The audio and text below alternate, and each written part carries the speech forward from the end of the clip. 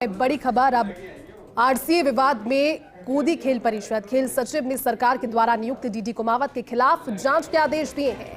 Ad hoc committee के 4 सदस्यों की शिकायत को बनाया है आधार। खेल परिषद के सचिव सुनील भाटी को 7 दिन में जांच करने के निर्देश दिए हैं। रजिस्ट्रार सहकारिता ने बनाई थी आरसीए में एडहॉक कमेटी, लेकिन अब खेल परिषद करवाएगी कन्वीनर के खिलाफ जांच।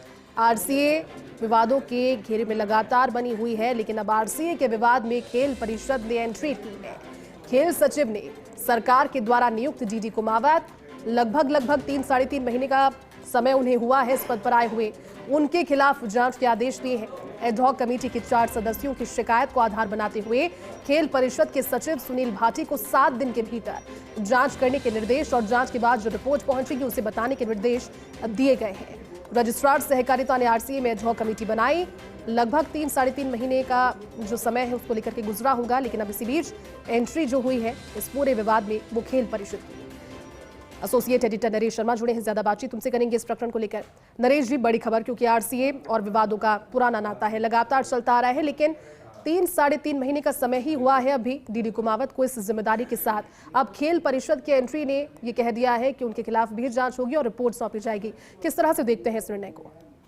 देखिए, इस कमेटी में 5 सदस्य हैं, जिसमें कन्वीनर डीडी कुमावत है, बाकी और 4 सदस्य हैं। 4 सदस्य हैं वो डीडी कुमावत के खिलाफ जो है उन्होंने शिकायत की है और लामबंद हुए हैं।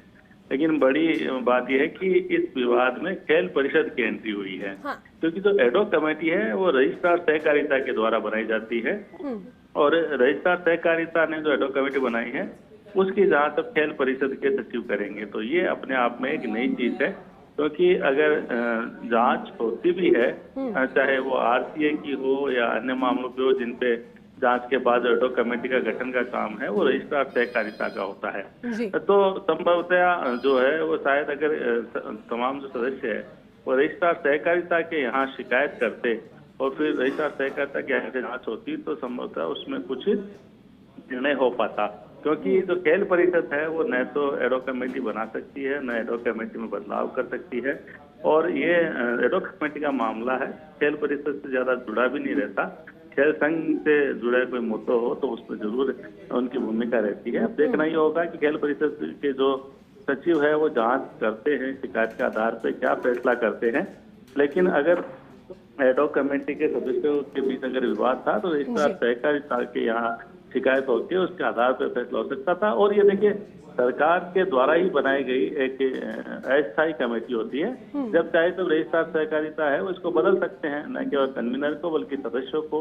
तो अगर इनमें कोई विवाद है, आरसीए सभी मिलकर नहीं चला पा रहे हैं, तो रजिस्ट्रार सहकारिता जब चाहे तब इस कमेटी को बदल सकते हैं। बहरहाल अब देखना ही होगा कि क्योंकि अब खेल परिषद इस विवाद में बीच में आई है जो जांच के नाम पे, तो जांच आगे बढ़ती है, क्या जांच होती है, जांच के बाद क्या कार्रवाई जो है वो हो पाती है। ठीक है नरेश जी, बहुत शुक्रिया इस पूरी बातचीत के लिए।